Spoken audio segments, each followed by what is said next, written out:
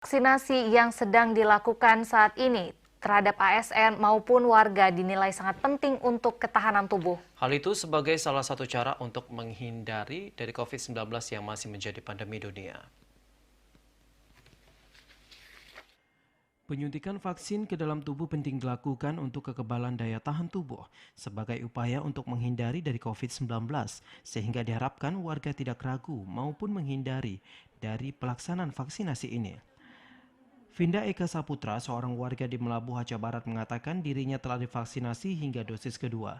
Menurutnya vaksinasi ini tidak terasa dan juga tidak berefek samping berat, hanya saja seperti pengantuk pasca divaksin.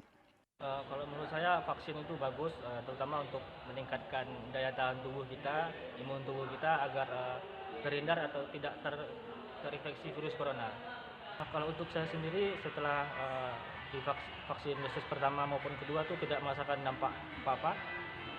Yang palingan itu cuman setelah disuntik itu cuman pegal-pegal sedikit saja. Setelah itu langsung hilang. Ia berharap warga yang belum divaksin agar tidak takut karena vaksin ini penting dilakukan untuk ketahanan daya tahan tubuh. Dari Melabuh Aceh Barat, Azhar TVRI melaporkan. Saudara